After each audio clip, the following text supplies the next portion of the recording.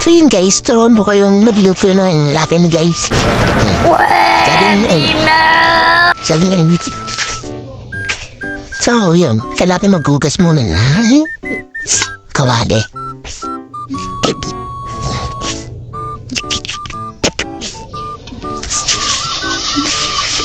Sabi mahirap to guys, nagluto ng lakin.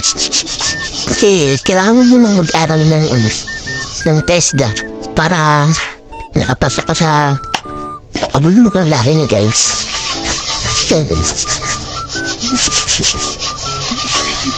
Basta man po guys, kaya gasa po pa rin. Mama naman, nahin na maasin mo daw mag-get. Pasensya na mag-ayos yung bahay, no? Umuhong natin house. Kasi nasira nung bagyo. So yun, update ko kayo guys. So dito guys, magbubuhos tayo ng kalan para kapag umpisa na tayo magluto guys. So yun, medyo kinabahan pa ako dun dahil takot talaga ako magsindi ng kalan guys. So yun, tingnan natin yung kawali para uminit at mamatay ang mga bakterya na sa kawali. So yun, maghanap tayo ngayon ng tubig dahil lang laman yung mineral namin guys. Napaisip po ng ibang paraan. So watch this na lang guys, no? So panoorin nyo na lang ako para malaman nyo ang diskarte sa pagluluto ng latining masarap at malinamnam. So yun dito guys, nakakuha na ako ng tubig. So ito nga pala guys, napakita ko sa iyo kung saan ko pinuha yung tubig nito guys. So yun, habang nag-aantay lang tayo guys, kuha tayong tubig yan. Tubig ko dan yan guys. So may mga dumi-dumi pa. Pero syempre natin sasama mamaya yung lahat yan guys. So inom natin yan, no? Oh yes, sarap. Sarap guys, di ba?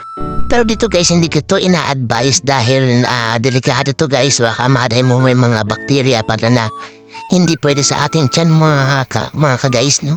So pangalawang basong tubig niyan guys. So okay na guys. So lalagyan natin yung lakon at nasampa yung powder guys. So yun, kunin muna natin at medyo maiit na yung tubig, no guys. So lalagay natin yung pangalawang Lucky Me Chicken. Baka naman. So yun, lagyan natin guys yung pangalawa. So hintay na natin siya lumambot.